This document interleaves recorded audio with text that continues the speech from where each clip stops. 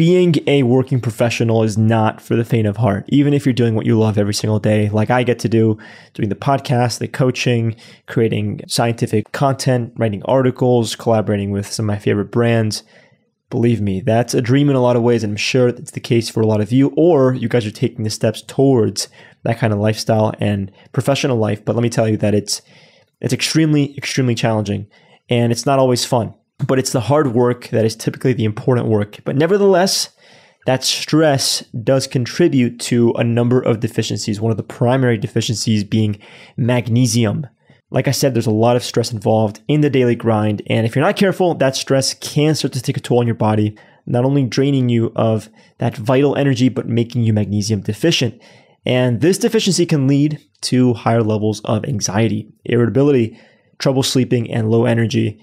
It can even contribute to muscle cramps. That's why I recommend you supplement with magnesium daily. I did a whole podcast on this with Wade Lightheart, episode number 56. And you can experience a number of positive health benefits just from getting enough magnesium, including better sleep, more energy, healthy blood pressure, less irritability, stronger bones, reduced muscle cramping, even fewer migraines. But to experience these health benefits, you have to get the right kinds of magnesium. There's actually 7 unique forms, and you must get all of them if you want to experience its calming, stress relieving benefits. That's why I only, and I do mean only, recommend Magnesium Breakthrough by Bioptimizers. It's the only organic, full spectrum magnesium supplement that includes all 7 forms of magnesium in one bottle. For an exclusive offer for my listeners, you can go to www.magbreakthrough.com/undress. For easy access, I will include it in the show notes. All you have to do is click to make your order. In addition to the discount you get by using promo code UNDRESS, that's ANDRES, you can unlock special gifts with purchase with retail values of at least $20. This is a limited time offer for select orders, so go to magbreakthrough.com/undress right now, and I hope that you guys enjoy these amazing, amazing benefits. Jen, I was reflecting back on our last episode, and we spoke all about sunlight and collagen and red light and wearing sunscreen. And if we could do a quick recap for folks who didn't get a chance to tune into the last episode, what would you say? How can we maximize the benefits of sunlight without the negative effects, without the harm? And maybe it'll serve as a quick recap. And, right. And by the way, welcome back to the show. Thank you. Well, thank you. So I may or may not be consistent because my views and my perception on things changes all the time as data changes, right? So about 10 years ago, 15 years ago, I'd say, no, sun is bad, period, right? Just a very black and white perspective. And we know that's not true. I mean, the data shows, we're energetic beings. The light is our energy source. The sun is our energy source. And we certainly need to utilize that energy source to biohack our lives, right? To biohack ourselves. So most important thing is first couple hours of when you wake up. I try to get outside within the first 30 minutes of when I wake up. And fortunately, I live in Arizona, so it's very sunny here. But just getting outside in natural sunlight in the morning hours will reset your circadian rhythm. And all of our biological processes are controlled by our circadian rhythm. So it's really important to follow those circadian rhythms, which are directed by sun for the most part. Now, when people say, oh, I need to go get a tan so I can get my vitamin D, that's not true. By the time you get burned or a tan, you've already exceeded the maximum capability of your skin to make vitamin D. So after seeing people over the last 20 years, how much skin cancer people get from the high real estate areas, which are the areas that are exposed to the sun every single day, that shows our evidence of our age, the face, the neck, the chest, and the back of the hands. Those areas, I want people to be very deliberate about protecting from the sun. And that means wearing a hat, wearing SPF 30 or higher containing zinc oxide, which will block the UVA and the UVB rays. Now, in order to produce vitamin D, I am a proponent of getting large surface areas exposed, areas like the chest, the back, not the higher chest, but like your stomach and your back and maybe your legs. For someone like my skin tone or your skin tone, 10, 15 minutes 3 times a week is going to be enough to make vitamin D. The thing is as we get older, we don't make enough vitamin D from the sun as effectively as we did when we were younger. And it's even stifled more if we're deficient in magnesium, which most people are deficient in magnesium.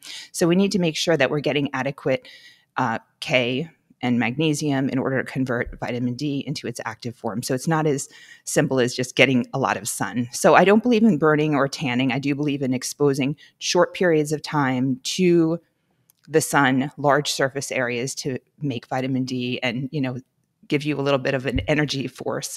The thing is if you live far from the equator and you have darker skin, you're going to need to extend that period of time. So African American living in Chicago is going to have to be in the sun, maybe 30 minutes to their chest and their stomach and their back and their legs, 4 or 5 times a week. And you really can only titrate that when you have your vitamin D levels assessed. And I do believe in supplementation too. Vitamin D3 with K2 is a supplement I think most people can benefit from. Thank you for that. And can you maybe take us through the benefits of K2 combined with vitamin D3? Like, why do we need K2? Yeah, I so know this. I'm I just think asking you on know behalf of the this, right? audience. Yeah. Okay. Yeah, sure. So vitamin K2 will direct the calcium in your body. So if you're injured, like for me, I have a misalignment on my knee, and I didn't, take K2 or have a lot of leafy green vegetables for many, many years. So calcium will go to any areas of damage, whether it's in a blood vessel or whether it's on a bone or whether it's, in a joint space or somewhere we don't really want it to be, right? So having K2 in your diet, leafy green vegetables, and I think it's also in like liver, I want to say. What I think isn't it's in also liver? Let's be in honest. liver. I have to look that up. I know my mouth doesn't touch liver. I have to work on that. So it's on my list this year to consume more organ meats. I have elk hearts in I my made freezer right now, beef but I tongue haven't for touched them dinner yet. last night. I had about pound and a half of beef tongue. My first time cooking beef tongue. And that's what I'm gonna have for lunch today. So How all about was the it? organ meats. It's interesting that they have all these incredible nutrients like that are tough to get elsewhere in a very highly bioavailable form. I wonder how much more bioavailable it is from liver than it is from dark leafy greens. I don't know, and I have to double check if that's an accurate source or I'm just making that up in my head. So Chris Masterjohn has some really good information on vitamins. I think he does a really good job. He's got a free vitamin primer for a lot of people if you're interested. But basically, D, K, calcium, and even vitamin A, they all do this beautiful dance and they have to be in homeostasis. And too much isn't good, too little isn't good. You really need to get the Goldilocks, the right amount to determine, we want calcium in our teeth, we want it in our bones, aesthetically. Like if our bones are strong, it's going to shape our whole body. When our bones are strong, our muscles are strong. For the face, your bones scaffold the shape of your face. So as we get older in our 40s and 50s, we get saggy in our skin on our face. And a lot of that is because we're Oh, losing the wow. scaffolding on the face of our bone. Yeah, a lot of it's the bone. That's why weightlifting is so huge for women, Wow, it's interesting. so I think huge. most people, when they think about skin health, they think, all right, what can I do to improve the, uh, to maybe to trim some fat or to stimulate some collagen or some blood flow and make my skin clear and look, a little tighter. But in fact, it's the scaffolding as well that they have to consider. And so many people will, bat their eye at fitness, at improving their skin health. But as you've shown me, not only is it the scaffolding, it's also the fact that fitness improves blood flow to the skin and helps to clean up the skin. Can you maybe take us and maybe elaborate on that point? How does something like fitness improve beyond the scaffolding? How does it improve the health of our skin?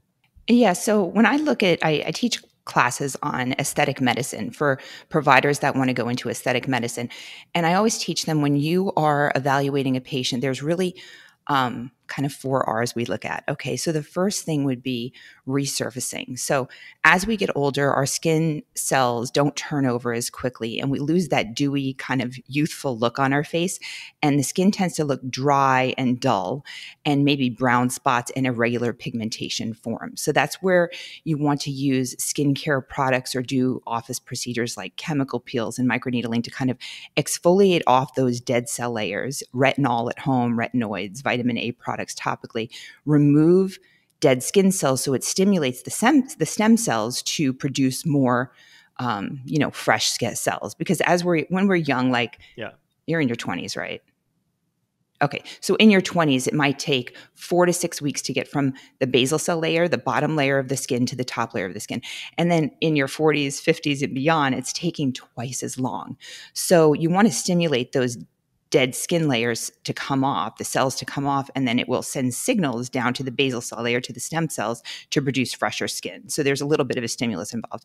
The second thing that I talk about is relaxing. So relaxing muscles that form lines. And that's where Botox and those sort of things come into play, right? I can't really relax the muscles around my mouth because then I can't talk, right? But around the frown lines, yeah, that's a great way to help with wrinkles there. The third R is revolumizing. And that's really where we're touching on more prejuvenation in this discussion with exercise. So rather than just put a bunch of filler in somebody's face and hope that the shape takes its place, you always want to maintain your natural shape of your face. And the best way to do that is through having healthy, thick collagen in your skin, to your point, keeping your collagen, your skin healthy and thick, and also that scaffolding underneath, which is your fatty layer, your bones, and your muscles. So the fatty layer the best way it will maintain is by not gaining and losing a lot of weight, really keeping your weight stable over time. I find that people age very quickly when they go up and down in weight a lot, because you lose it, you gain it, you lose it and gain it, and there's a lot of sag left in the face, like the Ozempic face. We're all seeing that online now, right? This Ozempic face from people just losing a lot of weight really quickly. The skin can't keep up and rejuvenate as quickly as possible and tighten up. The elastic tissue doesn't have a chance. Interesting. So just And to then quickly jump in here, the it's interesting that you mentioned no, yeah. Ozempic, because I just did a podcast with Dr. Moises Rosenthal on Ozempic, GLP-1 inhibitors, and other weight loss medications, and we speak about the importance of pairing it with the right lifestyle changes. Because if you just take the medication and you don't address your lifestyle, I mean, as soon as you're done taking the medication, the weight will likely return, and so will the hunger.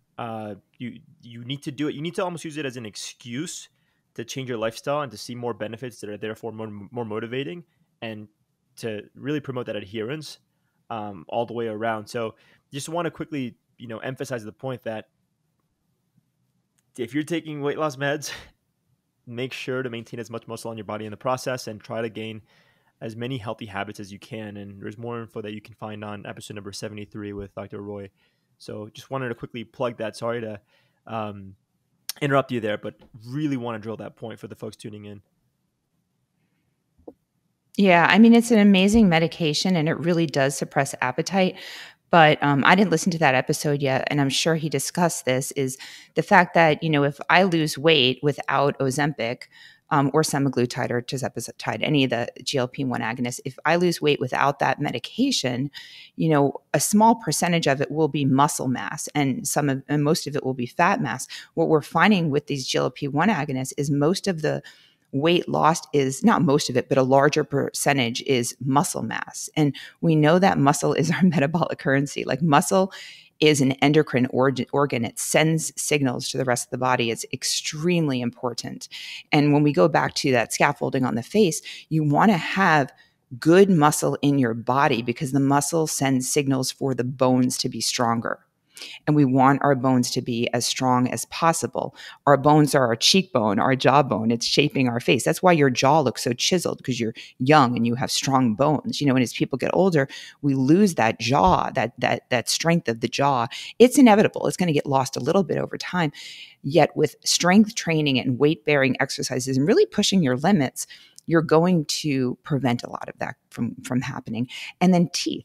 Taking care of your teeth. And a lot of that has to do with diet. It's not so much brushing your teeth. It's like avoiding the sugars, having a healthy microbiome, making sure you have that perfect balance of D3, K2, and, magnesium. So all of that comes into play, even more importantly than what I could tell you to go buy and put on your skin, right? And I think that's something that we definitely had the chance to address on the last episode. But again, this is so important to emphasize for folks, because it's so easy to get something over the counter that is going to, let's say, improve your skin in the short term, or improve your, how white your teeth look for, I don't know, a party or a wedding that you have a couple weeks later. But it's like, what are you sacrificing in the process? Are you sacrificing your oral microbiome? Are you sacrificing your natural nitric oxide production? Are you uh, sacrificing fitness? Are you justifying against fitness? So it's really important to invest in the long term and to build habits that can last a lifetime. And they satisfy so many things about our wellness all the way around. And if I could quickly add a point to the fitness, I love how you describe muscle as a metabolic currency and as an endocrine organ. It absolutely is. And I also want to make sure to add here that it's also it's the most metabolically active, so it burns the most calories at rest. And if you can maintain as much muscle on your body while you lose weight, it's going to be a heck of a lot easier to maintain that goal weight that you've achieved.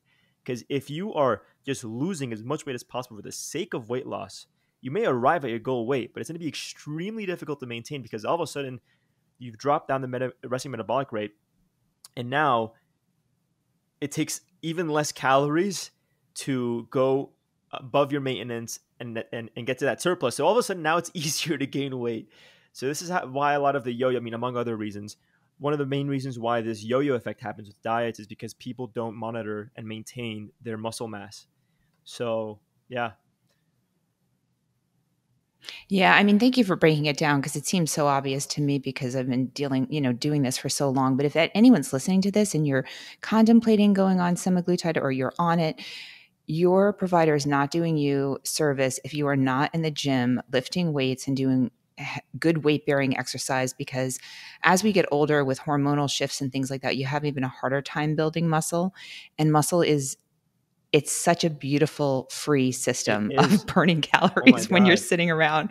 It's really, really wonderful. And it shapes your body and it gives you shape. And don't look at the scale, look at how clothes fit you. It's so important. Everyone should be weight training. I mean, longevity is linked to the girth of your quads. As you get skinny little old people legs, you're going to have a shorter lifespan. So you want to have strong legs and do eccentric exercises so you don't fall, trip over things.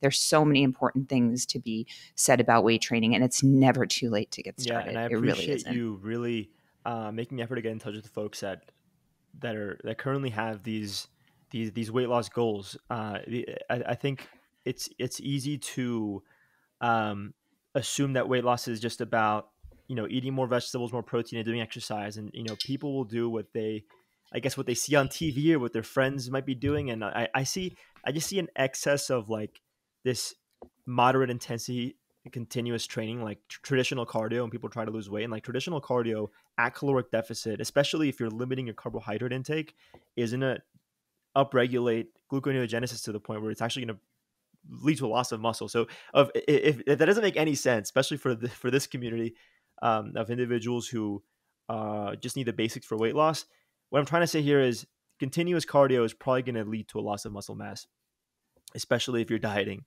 You want to definitely lift weights and you want to have rest intervals between sets so you can replenish creatine and essentially just really make the most of the weightlifting session. If you're doing continuous training, you may be doing more harm than good. Take breaks, challenge your body, develop your strength and power. That's how you develop the type 2 fast twitch muscle fiber that has all these amazing, amazing, amazing benefits that give you the insulin sensitivity.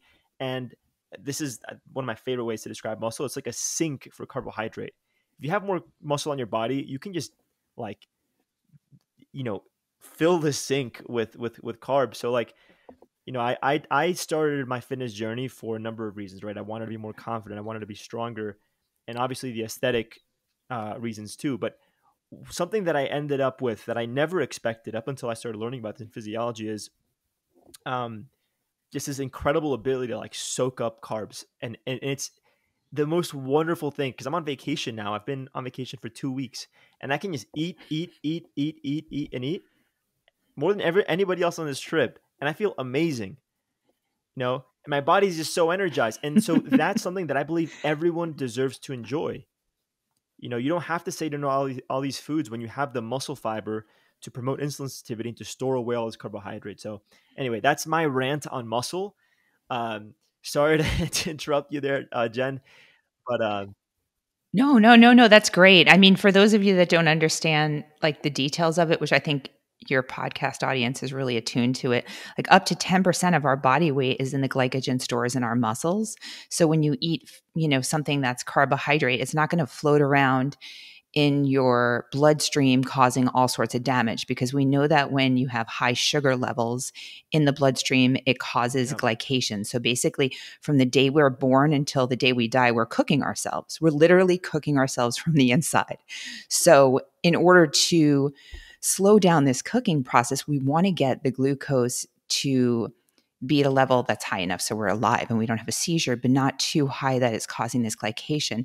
So when you have a high amount of muscle, like Andres, then you basically are going from the Yeah. bloodstream into the muscle for storage for glycogen right away for when you do exercise. So, and that's also an easy way to cut weight. So, like my son's in wrestling, I said, you don't need to go sweating and anything. I'm just going to Yeah. cut out the carbs for 2 days, because every glycogen molecule, is 3 water molecules, and he just lost 10 pounds in like Oh, two yeah. days from cutting out carbs. And I said, okay, the night before, let's carb load, and Exactly. you're good to Yes. go for the Yes. And meet. that takes me back to my old wrestling days when I had no knowledge of physiology and nutrition. And I would literally, we would make ourselves vomit to weigh in, and we would cut carbs, and we would, I'm not even kidding, we would wear trash bags and run laps in the morning to dehydrate ourselves as much Yeah. as possible in Miami, and then like weigh in, and then in the Oh, 30 in like the hour you had between weigh-ins and competition, we would just eat and eat. And by the time we got on the mats, most of us were just so like cramped up with all the food that we just ate, and we would go crazy. I mean, we'd have like donuts with peanut butter and bananas and like shakes. Like, oh my god, unhealthiest sport of all time. Back then, I don't know how it is right. now. Well, Um, yeah, I think people are still doing the same thing. And I've done some NPC oh yeah, I fitness mean it's yeah, it's competitions, a same similar sort of crowd. Yeah. thing. It's like there's a way to work your body in an unhealthy way and a Oh, way to do it totally. in a healthy way and hack it, right? And that's what I love about your podcast. Like, people know their physiology. They can actually do things Yeah. that work for them Yeah, than and against it them, also it just I think this also speaks to the fact that just because someone looks fit, or because they're wrestling on a mat and beating someone up, doesn't necessarily mean that they are fit or healthy. Um, so it's very easy to be to see someone on Instagram and see, oh, they have a six pack, they must know what they're talking about. And I think it really comes down to understanding the physiology, and this is what this podcast is about. Why we have you here on the show, and I really appreciate you filling in Thank that you. gap with glycogen. The last thing, unless you want to add something else, something else I want to add here is we have about we can store about 500 grams of glucose as glycogen. 400 of those 500 are in our muscle, 90 grams in the liver, and another 5 to 10 grams are typically in the blood. And so if you increase your muscle, Oh, I'm sorry. I have to interrupt you. I completely screwed it up. 10% of our waste's in our liver, only 2% in the oh, muscle. I Apologies didn't for even, I didn't that. even catch Okay, that. go ahead. Honestly, honestly, I didn't even Yeah. catch that. We can, I don't know. We'll find a way to fact check this, because now I'm confused as well. But what I know for sure is that we can No, store you're about right. 500 grams, between individuals, according to your muscle, according to your age, and between male and female. But on average, it's about 500 grams. And so with every gram of glycogen, like you said, there's about 3.5 grams of water associated. So if you want to quickly lose some water weight, you can just cut your carbs, and you'll lose not just the glycogen, but the water molecules associated with it. And so you can easily lose weight. And it's actually the reason why when people go on like a ketogenic diet within the first week or two, oh my God, I lost so much weight. And it's like, yeah, you used up your glycogen for the first, you didn't replenish. So you just used up all your glycogen, you depleted it, and you lost all the water weight with it. Um, and then the last thing is, yeah, I mean, um, I my weight fluctuates a lot every day because of the muscle that I have in my body. I mean, I'm not a ridiculously huge bodybuilder, but I have good muscle mass and I have a pretty low body fat percentage. And so I notice a major fluctuation. That's actually how, believe it or not, that's actually how I determine how much carbs I'm going to eat throughout the day, and what hydration, what my hydration status is. So my weight is pretty stable at around 165 pounds. I'm about 5'9", and in the mornings I'll be around 162, and the later afternoons I can be all the way up to 170. And it's obviously the food in my body, it's the hydration, and it's also the glycogen. And as someone that's in the health and wellness field, one thing I've identified in the past month is I chronically underconsume carbohydrate. I have been chronically underconsuming it, and I was like, why am I so tired all the time? And it's just my glycogen stores were depleted. But anyway, Yeah, I Yeah, fluctuate that much too. Yeah. It's when you know it's oh, water, it exactly. doesn't Yeah. disturb you. So, Jen, if we can shift gears here and speak a little bit more about a collagen. Uh, so, I have so many questions about collagen because I think Yeah. ever since it became the favorite supplement of every soccer mom in Miami, I've just been so curious about it. Oh, I really? feel like, Really? What do they say? Why well, why do they they love it claim so that much? it's Let me good hear. for the skin, but at this point, I see so many people like putting this in their shakes and just having it every morning and after their workout, and oh, I don't need protein powder, I have my collagen powder. At this point I'm wondering, is this warranted, this massive influx in collagen consumption? Are there any what are the benefits? What's the potential harm? Can you tell us, you know a little more about collagen, and if this mass supplementation is really warranted? Okay, so yeah, I don't get that as much here. It's interesting how things are geographically different. But I think I did about 5 years ago. So there is some research behind collagen. There is some reasonable research. It's hard to measure wrinkle size and things like that in studies. It's very subjective for the most part. We can make little molds and measure wrinkles on crow's feet as a typical area. But the research is pretty good on collagen supplementation with both bovine collagen and marine collagen, both of them about 1 gram a day to 5 grams a day is what the research shows can help with hydration of the skin. So improving hydration of the skin. So the easiest way to make wrinkles look better right away is to hydrate the skin. So if you're in Arizona, your skin's not going to look as good as if you're in Miami because it's not as hydrated. So it does improve hydration of the skin. Whether it improves wrinkles and fine lines, that's a little bit more debatable. I think if you can find, my whole take on this is if you can find collagen from a good source, grass-fed collagen, make sure it's a good clean source because there are some collagens that have heavy metals and other toxins in them.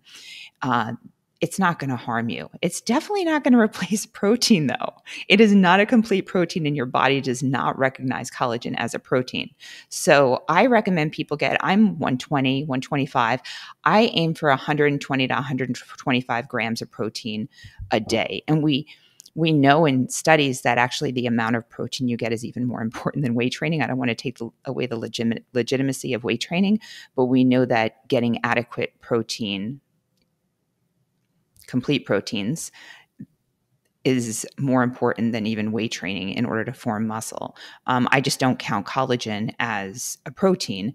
I do take collagen very intermittently myself, and I like to take it with vitamin C. You need to use it. You need to take it with vitamin C to work properly to help in your body. But it's not. I'd say I'd put it lower than creatine and fish oil and vitamin D as far as my favorite Interesting. supplementation products. But it's, if you have the budget for it and you want to try it, you can play with it. It can help with hydration. I definitely don't tell everyone they must take it. If someone is, trying to heal from a surgery or a procedure, I'd say vitamin C more than collagen, but I'm not against collagen. I don't think that the hype is warranted, but I don't think it's poo-poo either. I don't think it's a waste either because there is some Yeah, there I is some definitely want to data check out that behind it. study on the uh, protein consumption versus the weight training, and maybe we'll link to it in the show notes. But uh, I I'm curious. Sure. You mentioned glycation earlier, which is in a way it's like a physiological aging process. And when we have these glucose spikes, all of a sudden glycation goes up, etc. But I'm wondering do you know if collagen supplementation specifically can offset some of that glycation? I've never Because I seen know any that research on that. No, I haven't because I know seen that any there's like some research. proof Go of ahead. glycation is like wrinkling. Like you can see, maybe a better way to say it is, um, you'll see an increase in risk in wrinkles on your face, uh, the more glycation occurs in your body, right? Okay, so yes, 100%. So this is why during COVID I started my podcast, which is on a hiatus right now. So I started my podcast called Radiance Revealed because we had some extra time during COVID and I wanted to share good information and have good conversations with intelligent people from around the world. And After practicing as a board certified dermatologist for over 15 years at that time, 20 years now, I had patients with unlimited budgets. They could do any procedure I ever recommended, whether it was plastic surgery or every laser, every filler, every product, everything we can do, any skincare. And they just didn't seem to look good to me. They didn't look radiant.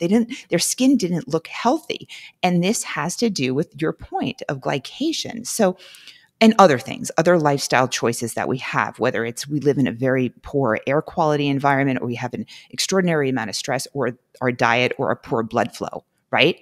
There you go. Good water, I hope, in glass, not plastic. Yeah. So our body basically has such amazing tools to keep our collagen healthy as long as we avoid exposure to all the things that want to break it down, right?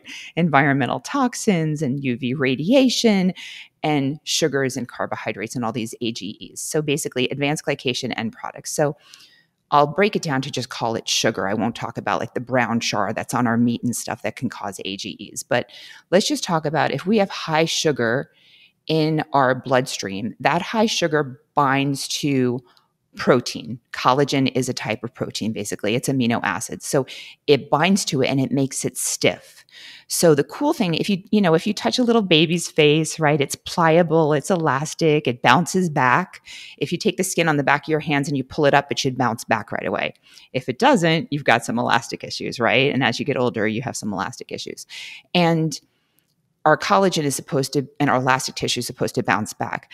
But when we have these high sugar levels and these other AGEs, basically, these advanced glycation end products circulating around, it has nothing to do besides bind with it, bind to the blood vessels. So the blood vessels can't pump perfectly and open and close and open and close. They become real stiff, which is high blood pressure, right? And our skin becomes really stiff and that causes hatch mark kind of wrinkles on the face. So, when your mom said, if you keep making those faces, it's going to stick. Yeah, with AGE sticking around, it is going to stick and you're going to have lines that stay there at rest. So that's why keeping the blood sugar lower, to a healthy level is so, so key. And having high muscle helps you to do that, right? Naturally. And avoiding, I could tell when someone eats potato chips and stuff like that. Like someone who's diabetic at birth genetically, you can see it on their skin because they have a hard time maintaining appropriate glucose levels. And it really plays a toll on the skin. I just want to add that, I definitely don't want to inspire any carb phobia here because I've been carb phobic before and I thought it was everything. I blamed my low energy, my brain fog, and lack of motivation on everything except my carbohydrate because I'm so tuned in to all these, longevity experts who are in their 50s, their 60s, they're not 20 something, they're not 30 something, they're not 40 something. When you like as a younger individual, you can take advantage of that insulin sensitivity and you can have more carbs. So like I'm speaking specifically to the younger folks tuning in. Do not be carb phobic. It's one of the worst things ever, and you want to make sure you have enough carbohydrate for the exercise that you need to promote a lot of these longevity benefits. Like if you are on a ketogenic diet, you will not be able to exercise at the intensity necessary to gain some solid muscle mass. So you technically can, but it's not ideal. Yeah. Not sprinting. So you can't sprint. You'll be able to do, low endurance, which actually is kind of linked with, I used to run marathons and I'm not naturally a runner. I'm more naturally a sprinter body, but if I can't do something, I have to challenge myself. It's just my nature. And, then I saw, I think some of Elizabeth Blackburn research on telomere length and how long endurance sports wears down telomeres. And it made sense because when you see long endurance athletes, they do look more weathered and older than sprinters. And I'm like, okay, there's some evidence to this. I mean, the proof is your biological age is very linked to how you look. So when someone says, oh, my biological age is like 30 and they're really, they're looking 60, It's not. I'm sorry, but it's not. But going back to metabolic flexibility, because it's very easy to become orthorexic and have like eating problems, and food fears when you're in this industry and you hear something and you go absolute about it. I really believe in cycling everything and just feeling in touch with your body, especially as a woman, as our hormones change. If you're in your luteal Carbs, phase carbs, right carbs. before your period, Yeah. you're craving carbs. Yeah. And if you don't have enough carbs, you don't want to go crazy and pull out the Ben and Jerry's. But you do want to have smart carbs, as whole foods as possible. And, maybe a little chocolate, like Andres is eating right now. But you do want to have enough carbs so your body can produce progesterone, because what happens is, if you don't give into that period and say, it's okay, next week I'm going to, work more on ketosis, and you go in and out, you want to be able to burn both fuels so you don't hit a wall. If you don't give in and have those carbs, your body produces a lot of cortisol, which is more detrimental than just giving in and having a little bit of higher carbs. I just really aim for the protein, though. You really want to always aim for the protein. Your body works itself out. And if you are going to have carbs, like, offset it with a little bit of olive oil or nuts or avocado to kind of like slow down how it hits your bloodstream. Totally. That's an important thing And too. I Yeah.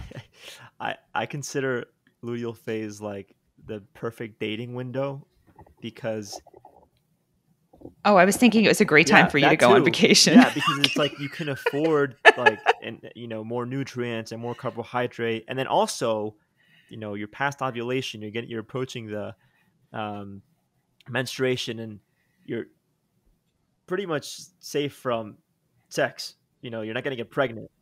Yeah, Right. so Pregnancy. Yeah. You're not safe from you're never safe sex. from sex. You're So I don't never want to safe from promote unsafe sex. sex. Wear protection, but the odds of pregnancy are extremely low because your body's getting ready for menstruation. So the point is that luteal phase is definitely the time of the month where you want to, go on a date, on some nice dates. Um, It's actually amazing how effective the oh rhythm yeah, method is, compared to all the risks of all these other birth controls. I mean, I'm not telling anyone to do this. This is your personal choice, and you have to discuss this with your physician. But, like, it's actually pretty effective when it's yeah. done properly, like natural. What is it called? Cycle Like syncing, natural, I cycle think, syncing, fertility female method. biorhythm.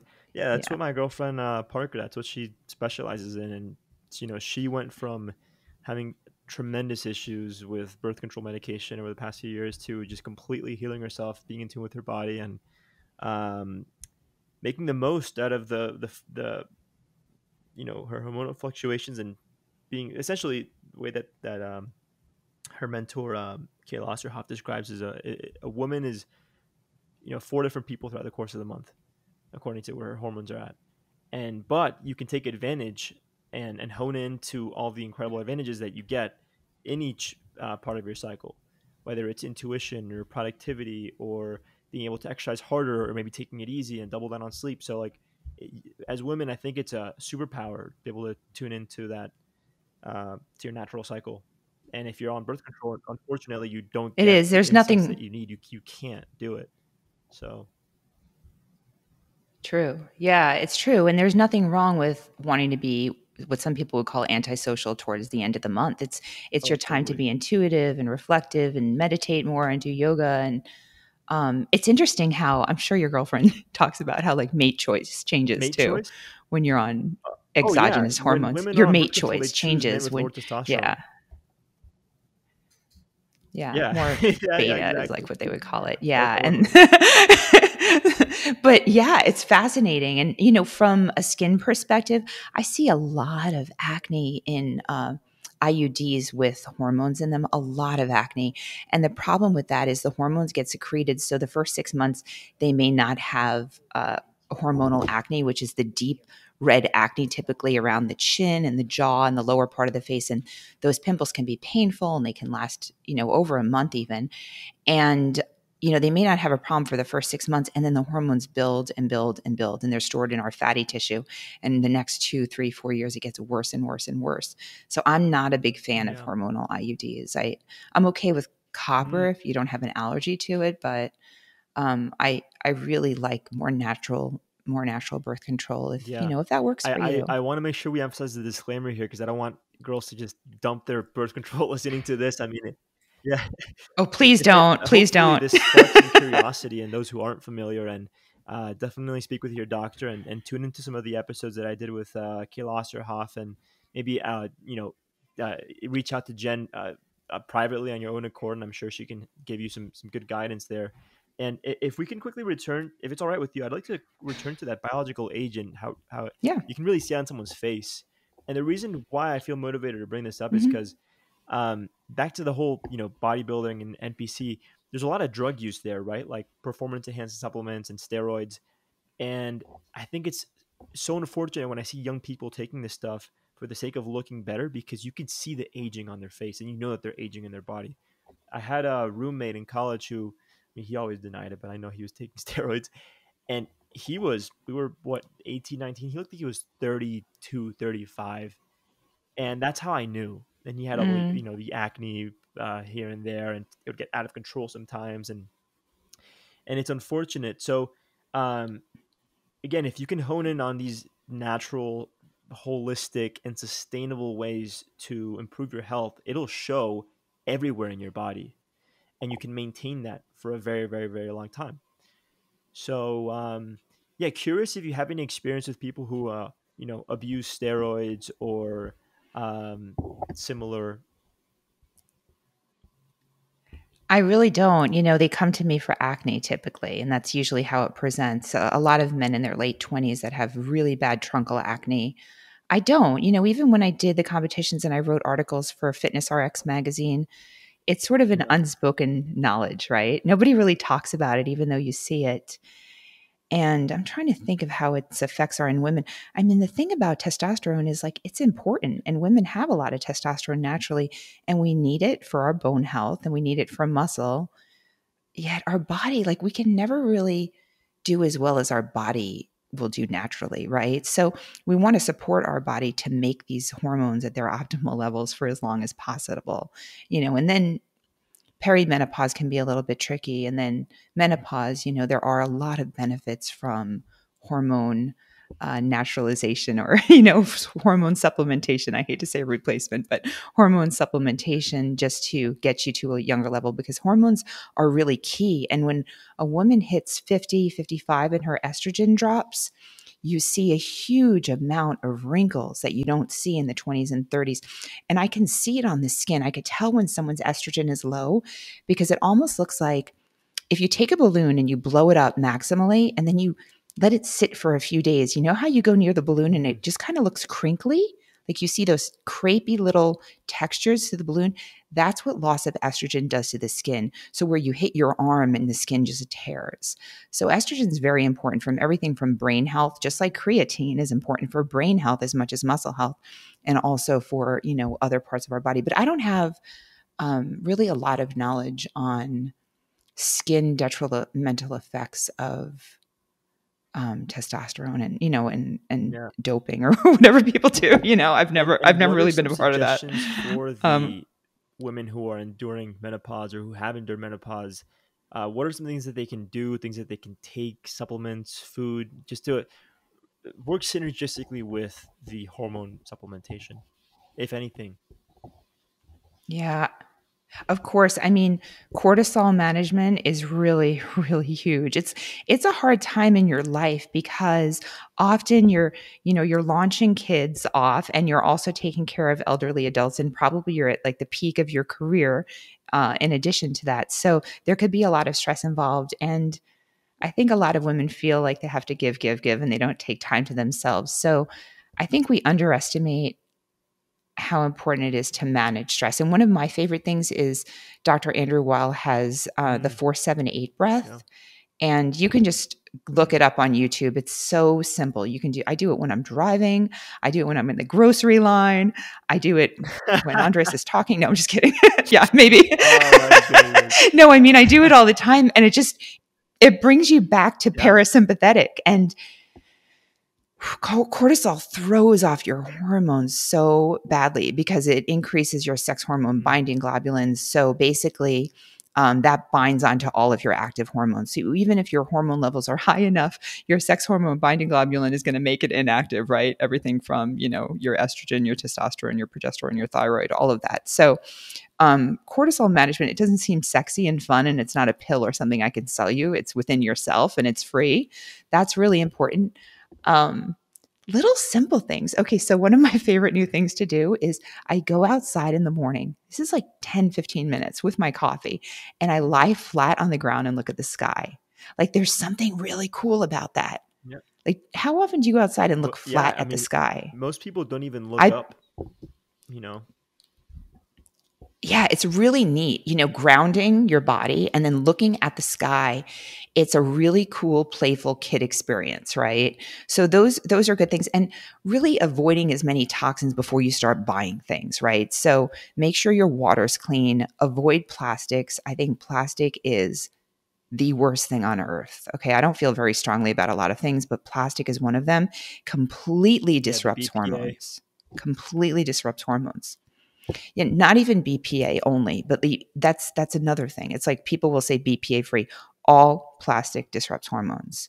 I don't touch Yeah. receipts at the store. The receipts have phthalates on them. Um, and then air quality is really important if you control the air quality in your house and also, manage pollution and environmental toxins. So trying to make as many whole foods you can at your house is going to be key. I'm not the greatest at this. I do way too much takeout. I really do. I try to order from healthy places, obviously, but still, I mean, having real food, and real food isn't bread necessarily. That's like unless you're Yeah. baking it yourself, right? Like, I know like Ben, you were talking about him earlier. Like his wife Sourdough. makes a, a, Yeah. a great sourdough, I hear, right? So yeah. So I mean, having real food is going to be so much more important than going and buying a supplement. And then as far as supplements go, I love fish oil. Fish oil will make your skin more hydrated. Anything that can make your skin more hydrated is going to be essential. Creatine is great. It can make you hold on to a little water, but it's water. You're not fat if you have water in your body. Okay. So don't get attached to the scale. I've done that so many times in the past, and it's can mess with your head. Uh, I love a supplement called Mhm. astaxanthin. You're obviously Yeah. familiar with that as a fisher, because of the fishing and stuff. So astaxanthin is basically what makes it comes from krill, right? And it makes salmon and Mhm. shrimp give that pink color. So it can impart a little dewy color to your face. So polyphenols and carotenoids, I don't do them after workout because we want the boost of our free radicals after we work out. We want that inflammation to rebuild our muscles. So I don't do antioxidants after I work out, but I do like the polyphenols and carotenoids and stuff. I usually do it in the morning because it helps naturally increase the SPF of our Yeah. skin, which we talked about last time. So does astaxanthin.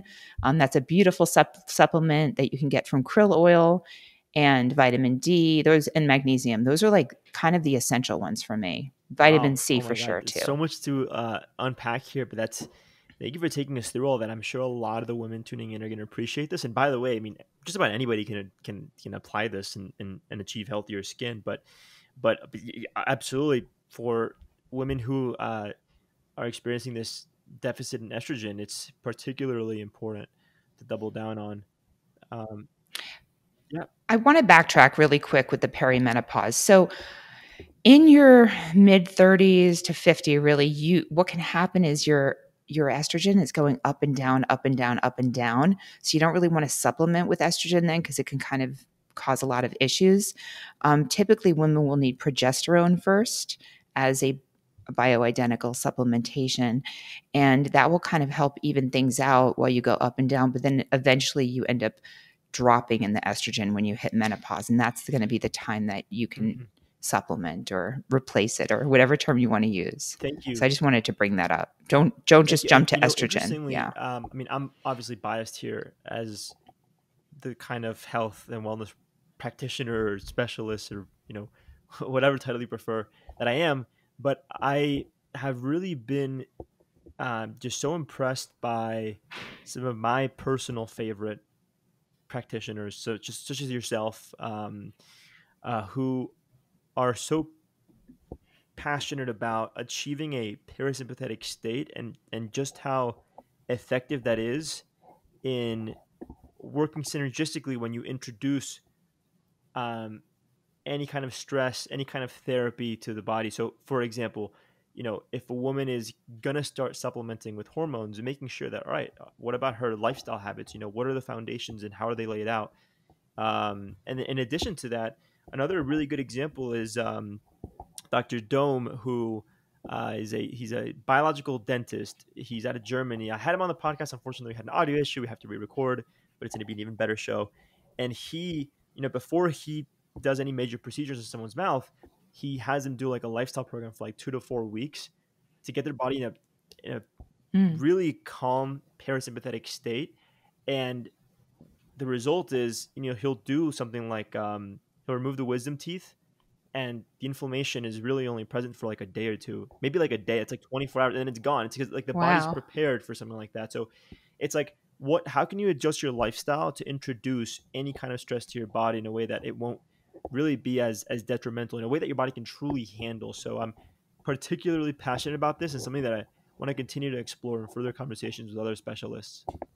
Yeah, that's really neat. I mean, there's so many tools at our disposal, whether it's breath work or cold and heat exposure, and just pushing the body out of its comfort zone that then makes you more prepared to deal with discomfort, like, yeah, it's great. I mean, there's even so much research going on with psychedelics and, going through past trauma or, family systems and things like that we can work through that can kind of bring us to this place of peace Yeah, that everyone it's deserves. like for me, it's almost criminal to say, oh, hey, yeah, you want to get your wisdom teeth removed? All right, pop in the office. Let's just, you know, slice open your mouth. Or, oh, you want some hormones? Oh, to hell with your lifestyle. Let's go ahead and give you some patches.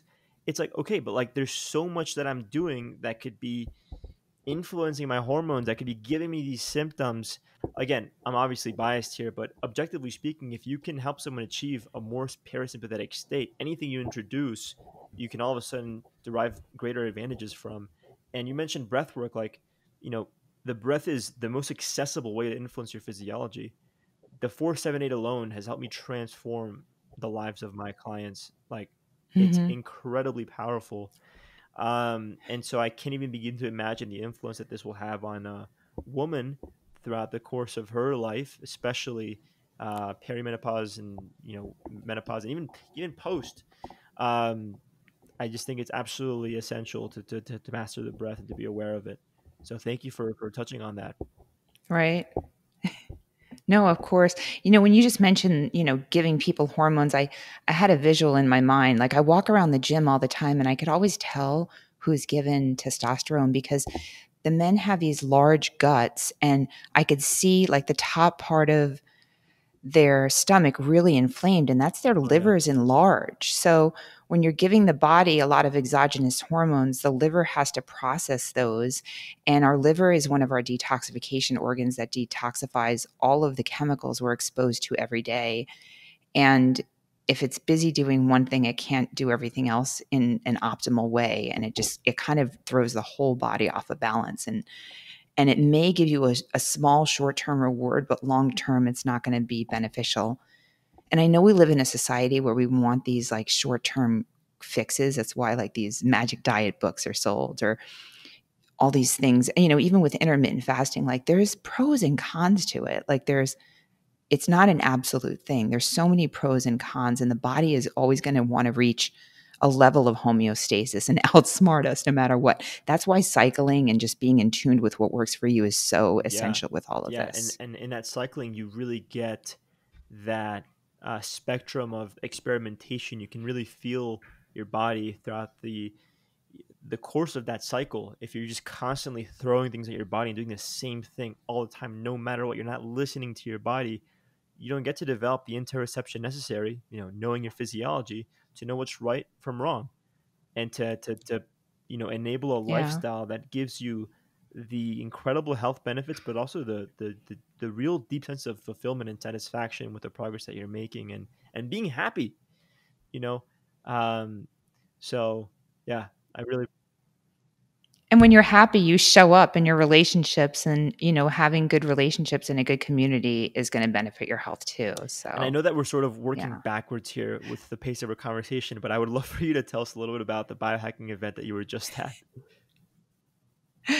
Sure. I just wanted to plug one more thing that I really, really, really love. I'm kind of addicted to it for stimulating collagen and other benefits too. Eye health is, I Yeah. love red light therapy. I really, really love red light therapy. So I know your audience is probably familiar with it, but there was a study back in 2014 that found that exposure to red light therapy 2 times a week for 30 sessions increased collagen For 30 minutes? density on the participants. So yeah, 30 sessions, so Oh, okay. 15 weeks, which is really collagen takes 3 to 6 months to stimulate. So if I do something today that makes me want to stimulate collagen, by the time the collagen molecule is formed, it will Hold take on a 3 second. This months. reminds me of the whole So ketogenic thing. So it's like maybe it'll help with the hydration in the short term, and therefore you'll get that tightness in the skin and that like plumpness. But to actually stimulate the collagen and have that okay. long term effect, it takes about 3 to 6 months of supplementation and stimulation. Y- y- of stimulation. Yeah. So microneedling is a great example. I Do you think know I've what seen it, but I microneedling don't is? exactly know what's happening or why. Okay.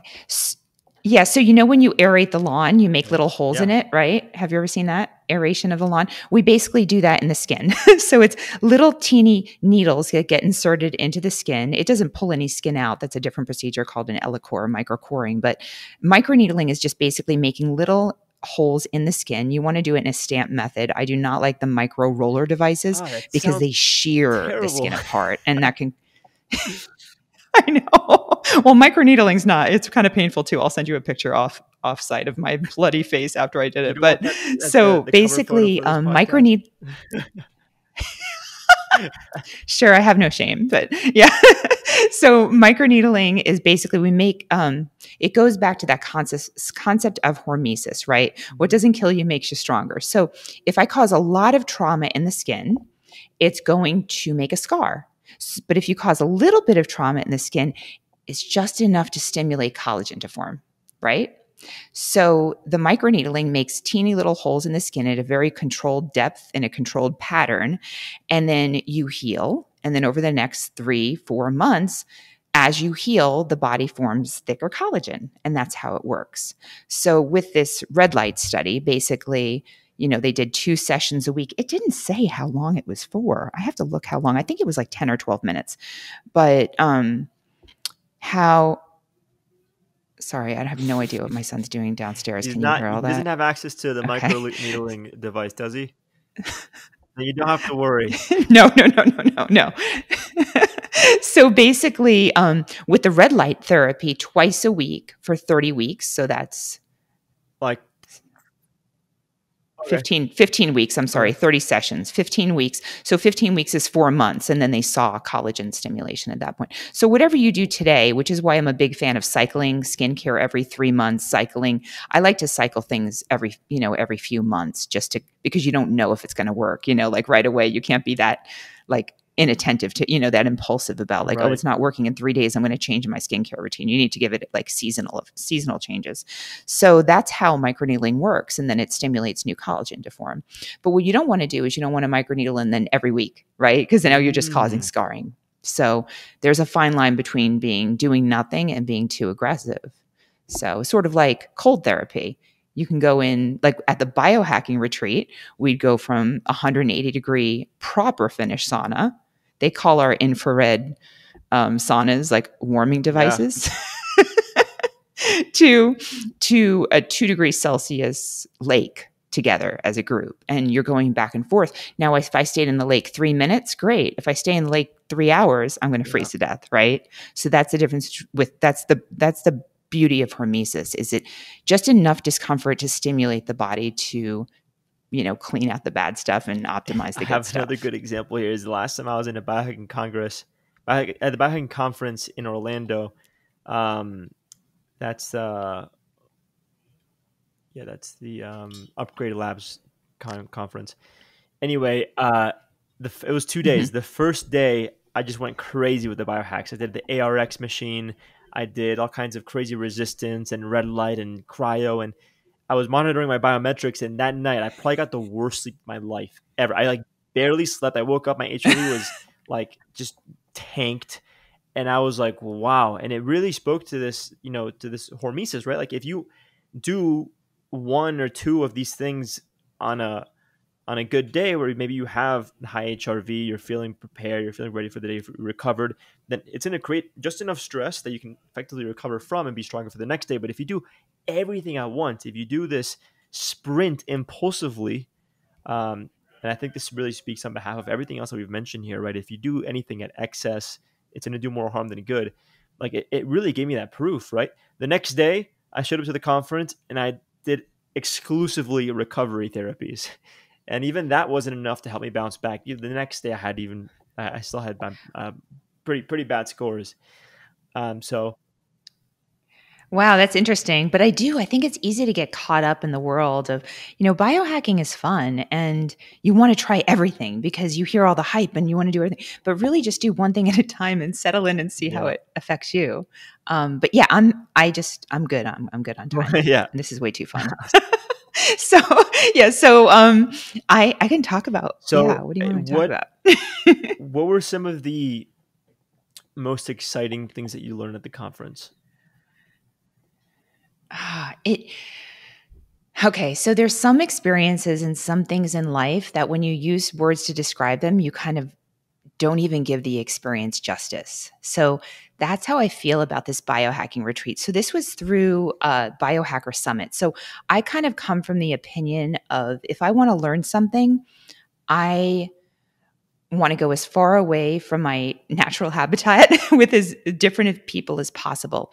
And it's just kind of how I am. I like friends that think differently from me, that push my edges, that I can learn from and grow from, And I'm not super familiar with the biohacking industry in the US, but I wasn't that familiar with the one in Europe.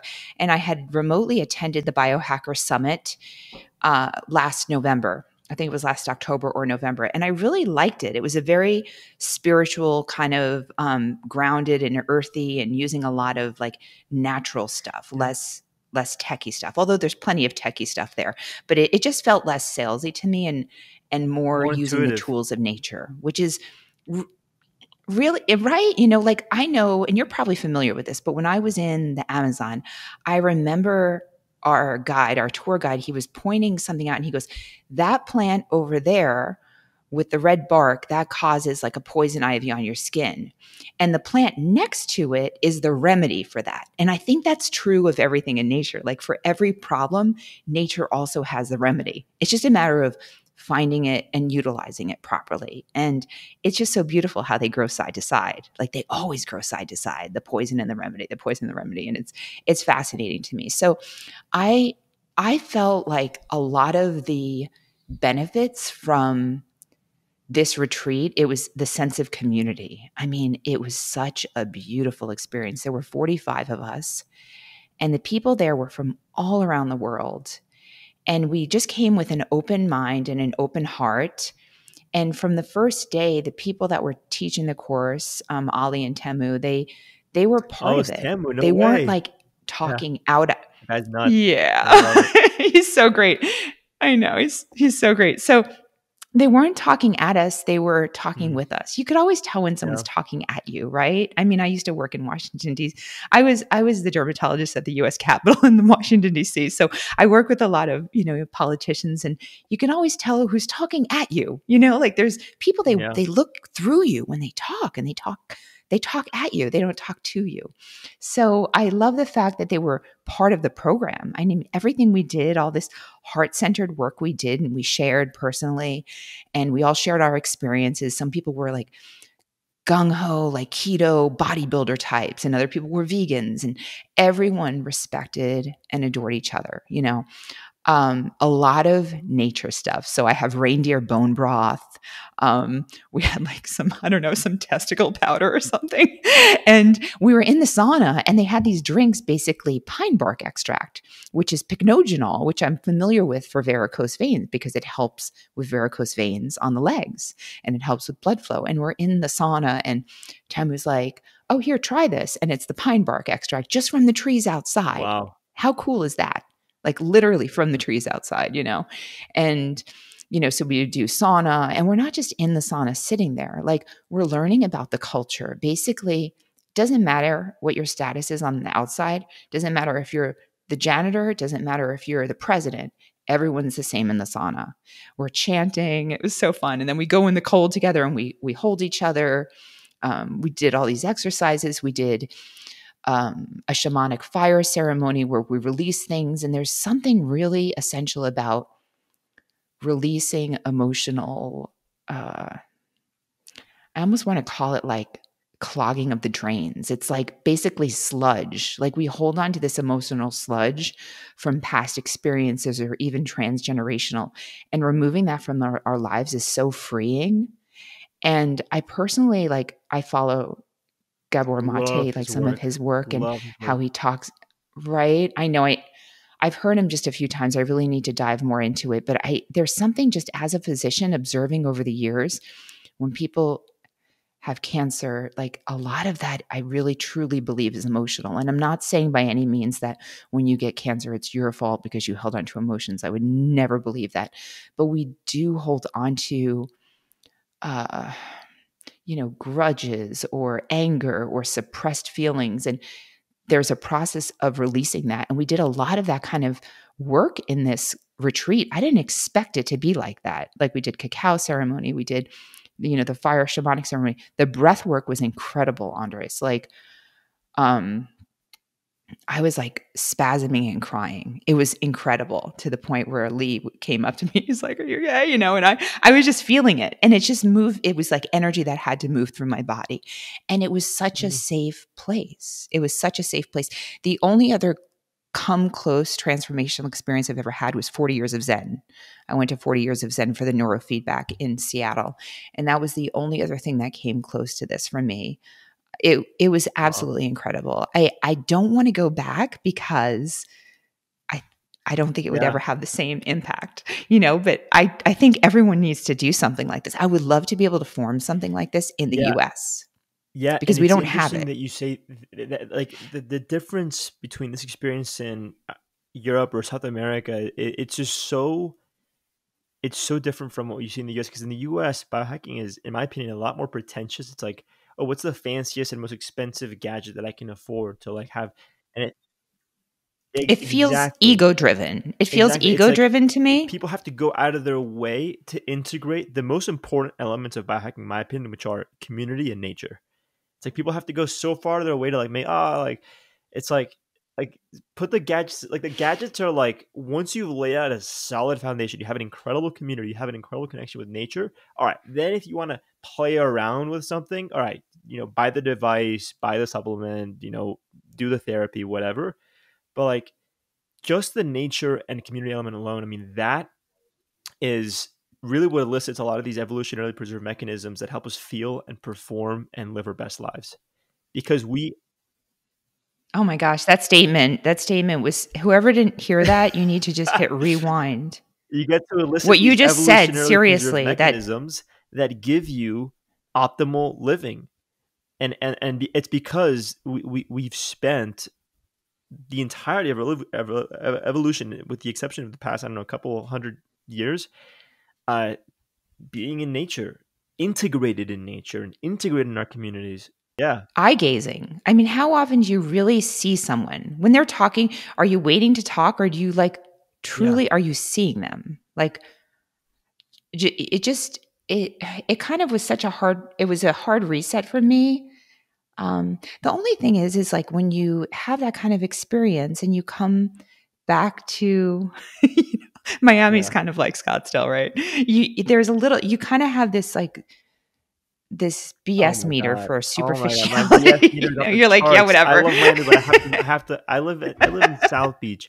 I have to get out of there. I love it. I love the community. I absolutely love it. But it is very, But on the other yeah, hand, you could be exactly. So I was gonna say this contagious. is like the cheesiest uh this is super It's cheesy. gaudy. It's very And I'm gaudy like there. the No last offense. person that would say this, but I think it just fits so perfectly in this context. Be the change you want to see. Like if you go and do something like this and you changed, uh just be that person. And there's a difference between uh, um, embodying what you learn and just talking about it, being obnoxious and rubbing in people's faces, like, oh, look at what I did, and like, oh, by the way, in Europe they like go out in nature and like they like just do it, just like lead by example, you know. Yeah. Um, anyway, Yeah.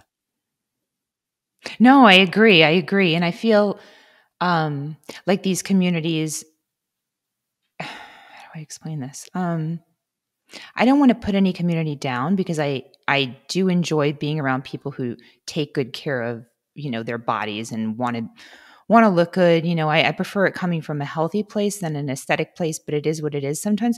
But I think when you show up sometimes as being truly authentic and just real, it puts people's guards down and they're like, okay, she's Yeah. not so perfect. And like, like it's okay to just be me. And like, we all have our, well, I think of people as ice cream, right? So there's like a lot of different flavors of ice cream, Yeah. right? There's not just vanilla and there's not just chocolate. There's all sorts of different flavors of ice cream, and there's something What for flavor of ice everyone. cream And are you?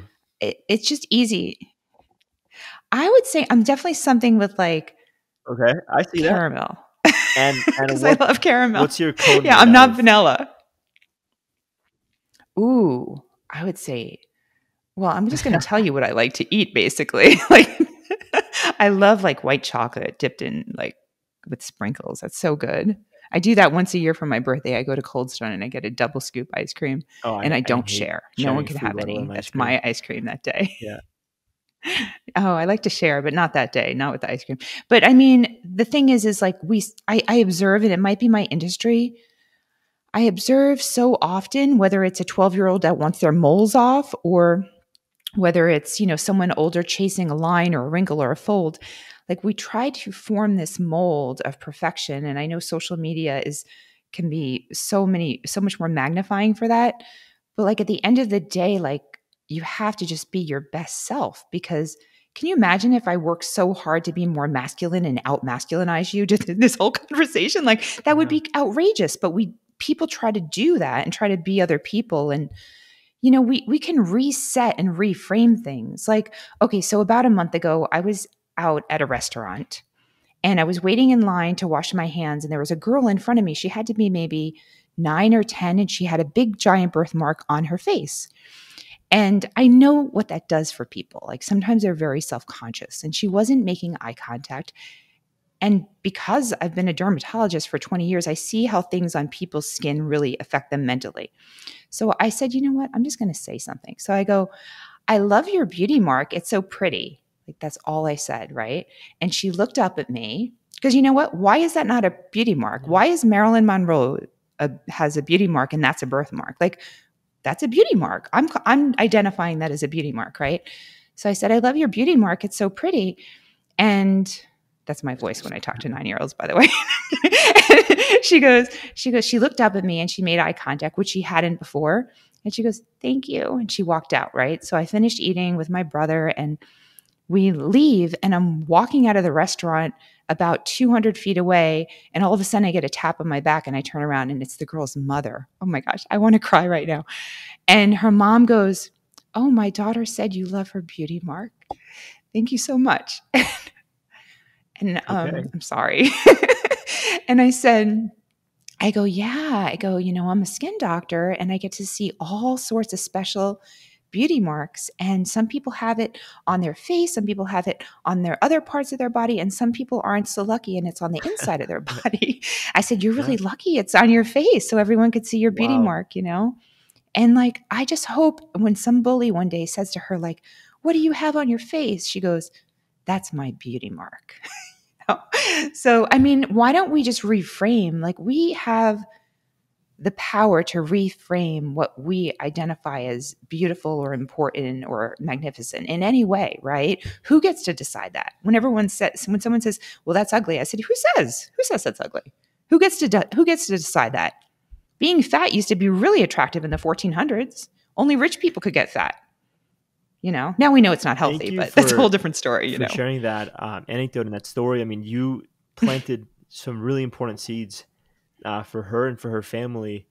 And I'm sure anyone tuning in who has something that maybe is an insecurity that they can really feel confident in their authenticity and feel good about that because and I think that to that token, we were speaking about the Backen conference, like I think that authenticity is maybe what the events here in the US are sort of lacking. It's like what's the fanciest and like latest new thing that you can buy, And like over in like Europe, it's authenticity is just an integral part of everyday life, because you see and you have to, there's so many different cultures coming together.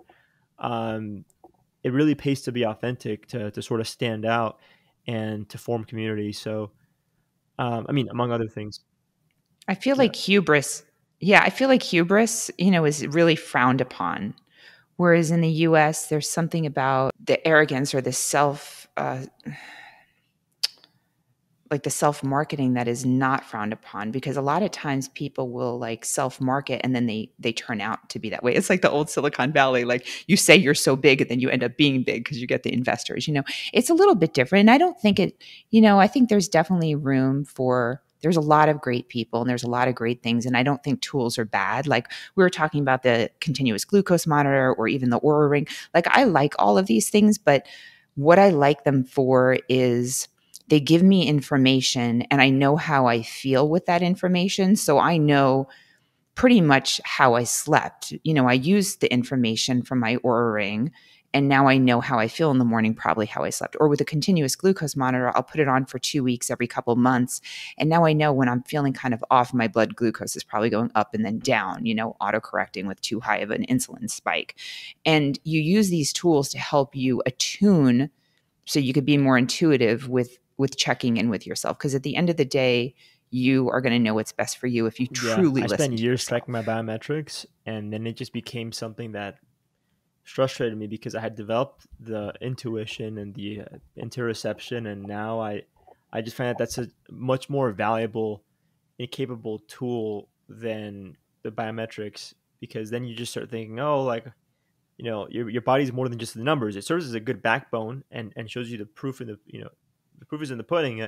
These habits and work and make you healthier, make you fitter, make you recover better. But I think what everyone should strive for is that intuition and relationship with their body, a healthy relationship with their body. And I also wanted to add here is, I spent this week hanging out with Ben, and I think one thing that allowed us to have such uh, an amazing, authentic, genuine experience is that within the first 30 minutes of meeting him, we did a breathwork session that was like, wow, it's just so powerful. I mean, he did give me some like a nasal spray with some Amazonian herbs, some hape or rape or whatever it is, and and I also had a melatonin suppository in my ass, but but so I was the yeah. Wait, what is that for? Okay, What does so the melatonin look, suppository do? so Does it so I'm not the biggest fan of melatonin. I think that the only time when you can and should supplement it is if you're traveling and you change time zones and you want to sort of reset the circadian rhythm so it's in line with that time zone. or if you're getting sick and you need to Oh, I boost your didn't immune know that. system for a short period of time, it And can help actually, Ben too. also did Yeah, I it's a think fun a little. really took a deep dive on melatonin in a recent episode. So I need to tune into that one.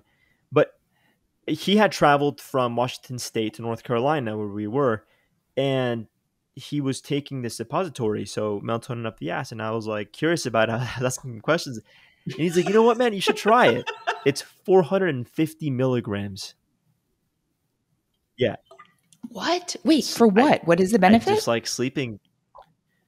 So You just did what you so were told. mind you, this is minutes within minutes of meeting Ben, and I was like, you know what, like I feel like this is almost like Tell me you put it I up. He didn't wish. put No, it up there, I'm did just he? kidding. I'm just kidding. No, but he's like, look, man, just take it and go in the restroom.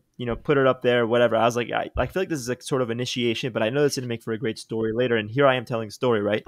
So I did that, and then within the next five It is. minutes, he had me spray this hape in my mouth, and it's like neuro CBG, oxytocin, and this hape, this herb. So I sprayed it in my nostrils. Okay. He turns the red light on. Everything's dark except the red light. So it's me, Ben, his kids in this like living room space. Everything's red. We have the other ship meditation app going, and it's like guiding us through this breathwork routine that is like an activating routine. It was like just totally hallucinogenic.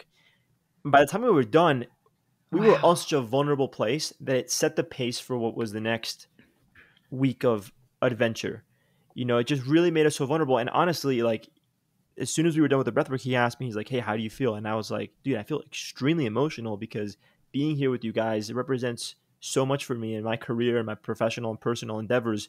And I feel like that conversation would have maybe come up in a different way, but not in such a genuine and vulnerable way, if it wasn't for the breath work and all this crazy stuff I had just done. So I think it really speaks on behalf of uh, being vulnerable, being authentic, and how that enables some of the best life experiences and a long, healthy lifespan. Oh And the yeah. Oh, oxytocin helped totally. the Yeah. bonding too. Yeah. So you basically just summarized what the biohacking retreat was for me. And it was in That's where Estonia for any of Simland you is from, listening. huh?